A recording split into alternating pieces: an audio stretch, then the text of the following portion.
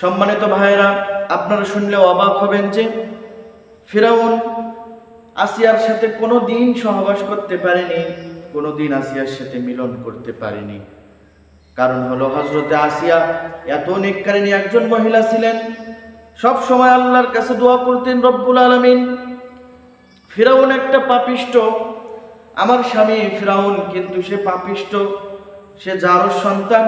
কারণ ফিরাউন কিন্তু একটা জারজ সন্তান ছিল, তার বাবা তার নিজের বোনের সাথে জিনা করার পর যেই ফসলটা হয়েছে সেটাই হলো ফিরাউন। আসিয়া কথা জানতো। আসিয়া কিন্তু ফিরাউনের সাথে বিবাহ বন্ধনে আবদ্ধ হইতে চায়নি। এমনকি আসিয়ার বাবা ফিরাউনের সাথে আসিয়াকে বিবাহ দিতে চায়নি। একমাত্র ফিরাউন অত্যাচার একটা বাদশা হওয়ার কারণে, জালিম বাদশা হওয়ার কারণে আসিয়াকে যখন দেখে পছন্দ হয়ে গেল, তখন আসিয়াকে বিবাহ করার জন্য পাগল হয়ে গেল।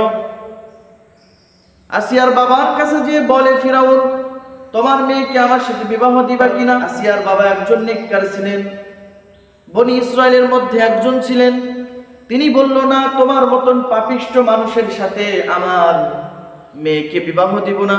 সতী নারী, এত সুন্দর একটা রমণী, আমার মেয়ের জীবন নষ্ট করতে পারবো না।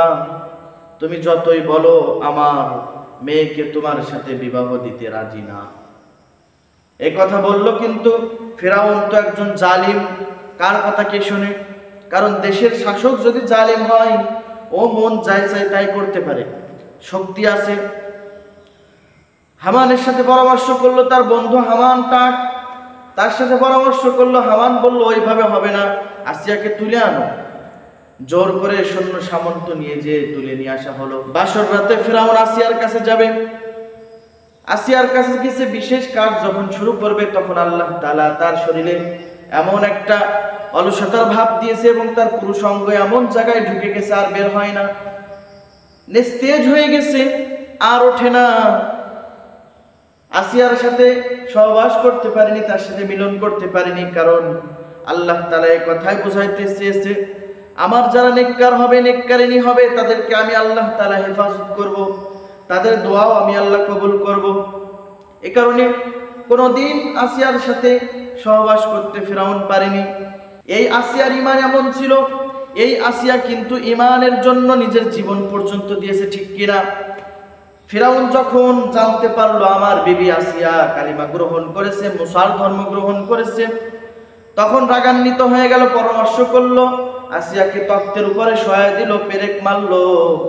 আসিয়ার শরীর থেকে রক্ত ঝরে ঝরে পড়ে যায়, আসিয়া কিন্তু কষ্ট পায় না। আর ফিরাউন বলে, আসিয়া, তোমার সাথে এত সম্পর্ক আমার, এত দীর্ঘদিনের সংসার আমাদের, কেন তুমি মুসার ধর্ম গ্রহণ করলা? তোমার নিজে তো আল্লাহ, নাউজুবিল্লাহ, তোমার স্বামী তো আনা রাব্বুকুমুল আলা, বড় খোদা মিশরের, তুমি আমাকে না খোদা বলে মানবা?